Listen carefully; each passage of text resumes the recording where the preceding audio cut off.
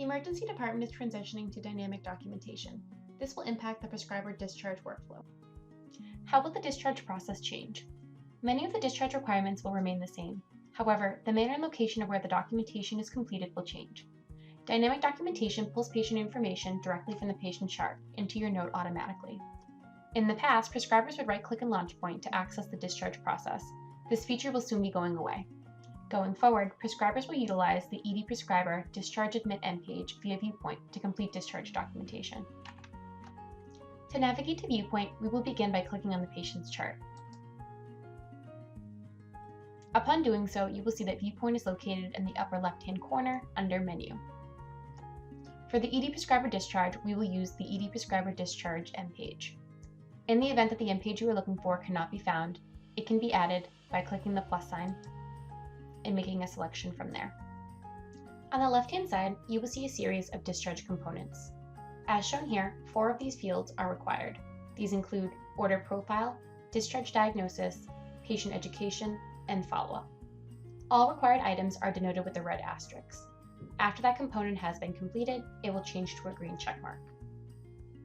For instance, after adding a discharge diagnosis, we now see a green checkmark as opposed to a red asterisk. These components can be reordered should you choose to do so. You can do that by clicking the component, dragging, and dropping.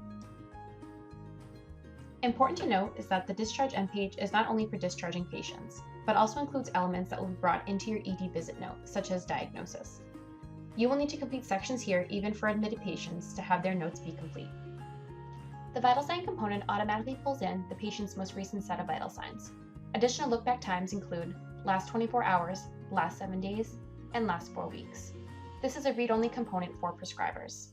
This provides the prescribers with an opportunity to review the most recent set of vital signs before sending the patient home. Order profile will display the orders placed on this patient's current encounter. There are multiple available filter options. For instance, you can filter right over here for active orders, medications, future orders, discontinued orders. In addition, the chart that displays below is currently grouped by clinical category. Instead, that can be grouped by order type venue. The option to show only pending displays outstanding orders. Here, the prescriber has the opportunity to determine whether or not these orders need to be carried out or they should be discontinued prior to the patient's discharge. A discharge order or admission request order is a mandatory element to this component. If an order has not yet been placed, it can be done so by clicking the plus sign. Here we have the quick order options of ED admission request order or ED discharge. Upon making your selection, it will display in your shopping cart as in previous practice. To sign your order, click ahead. Here we can remove, sign, save, modify details.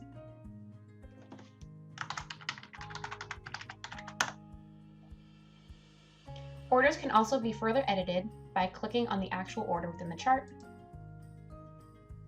And here you can make additional modifications if you need to do so. The next component is discharge diagnosis.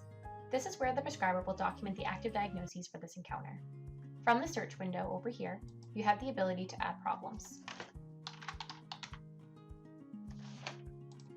From this dropdown, you can select either this visit in chronic, or chronic problems. Patients with active problems on their problem list will have them display as chronic problems. For example, if a patient with a history of asthma comes in with a new asthma exacerbation, the problem can be denoted as this visit as well as chronic. Chronic problems can also be resolved directly from this component. Chronic problems are a mandatory field. Additional problems can be added using the same quick search function, or the prescriber must denote that there are no chronic problems. Problems denoted as this visit problems have the ability to be given a priority, as shown here. The problem that is listed as number 1 is considered the primary discharge diagnosis. At least one patient education item is required to satisfy this component for discharge. There are a number of ways that patient education can be added. The first is by utilizing the quick suggestions. Here, items will populate based on patient-reported problems. To add, simply follow the prompts. You will see it's been added. For confirmation, you can scroll down and see it's been listed under Added Education. The other way to add education is to utilize the plus sign, and you can search from here. For easier ordering in the future, prescribers can utilize the Favorites or Customs option. For instance, we recently selected Cast Care. If this is an item that you commonly add, you can click a star. and it'll show up as a personal favorite to use in the future. At least one follow-up entry is required for discharge. There are a number of ways to do that. The first is by utilizing the quick fix. As you can see, it's been added. The other option is to search the provider directly from the quick search bar. Here you have the ability to modify details accordingly. Information that already exists within the patient's chart in the system, such as phone numbers or addresses, will populate automatically. An additional way to add a follow-up appointment is to click the plus sign. Here you have the ability to provide more in-depth patient information.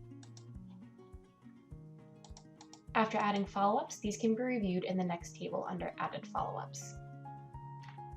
Home Medications allows the prescriber to review the home medications one last time prior to discharge.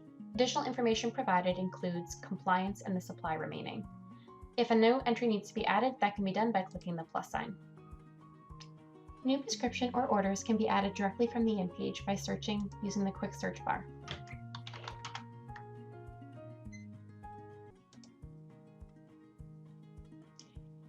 After selecting an order, it will generate in your shopping cart as in previous practice. Here you can sign, save, or modify details accordingly. There are multiple folders available such as Home, Mine, Public, or Shared for ease of ordering. The Documentations component allows for a demonstration of some of the more advanced available features of Dyn Docs. As you can see, notes are broken down by in progress versus completed. Notes that have been started but not signed will appear in the in progress section. How to save and return to a note is covered in another video. Under completed, the prescriber has the ability to see any notes that have been completed on the patient. Different filter options are available. You can see we can change here to critical notes, clinical notes, discharge notes, ED notes. There are also additional look-back times that you can choose from. One useful feature is the ability to pull the note into two columns while reading documents. Free text components can be brought to the right-hand side, allowing the user to read through documents on the left to pull information into the free text components. In order to do that, this can be done by either clicking the minus magnifying glass to zoom out, or by pressing Ctrl- on your keyboard. Now that the free text component is on the right, the user can scroll through the individual documents on the left. A useful feature is the ability to tag information from other notes and drop them into the free text components. To tag, highlight the desired text, and the option to tag will pop up automatically. After tagging, the highlighted text will display in the tag clipboard located in the right-hand corner. To add this information to your note, go ahead and click on the tag. The information here can then be dragged and dropped into your note. The last component in the discharge workflow is assessment and plan. This is where the "this visit" or active diagnoses will populate into your note.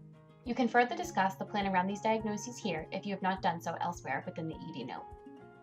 This free text component can also be pulled to the right-hand side to create a two-column note. Again, that can be done by clicking this icon over here to pull your note over.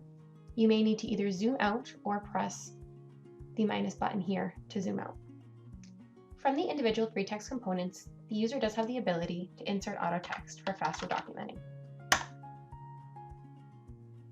After completing all of the documentation and the required components, the next step is to assess whether or not there are any red asterisks remaining. We can see that they have all changed to green check marks, indicating that all of the required documentation is complete. The next step is to refresh the page. That can be done by clicking in the upper right-hand corner of your page. This is important as it ensures that the most up-to-date information, such as vital signs, are being pulled directly into the discharge summary. After refreshing the page, next we will click ED Discharge Summary to create the actual summary. The document viewing window allows the prescriber to review the information that is pulled into the note automatically. There is an opportunity to make additional edits, such as under additional information should the prescriber choose to do so. However, the majority of information should be documented within the actual end page. As we can see, educational materials will populate automatically, in addition to information regarding the My Children's portal, the golden ticket or discharge checklist, as well as a schoolwork release note. After review and edit of the above information is complete, there are a few options here, depending on what the next steps are. In order to sign, submit, and indicate that this discharge summary is complete, we would click the Sign and Submit button. If the user would like to save, they can go ahead and save. If you would like to save and close the note to return to it later, you are able to do so from here as well. After clicking Sign and Submit, you will be brought to the Sign and Print page. Here you have the ability to forward information to other providers, which is covered in another video. For the sake of this demonstration, we will click Sign and Print. Printing is part of the nursing discharge workflow, however, prescribers do have the ability to print as well. The medical records request screen will appear as the final screen in the discharge summary process. Here you have the ability to preview or send the document to medical records. Upon clicking Send, your document will print automatically to the mapped printer. If you're looking for additional information or resources, please drop in for a live demo or sign up for a virtual demo via the CHAMPS website. Multiple dates and times are available. For additional resources and how-to-whys, please also visit the CHAMPS ED page. As always, if you have any questions, please feel free to send an email to the CHAMPS Clinical DL.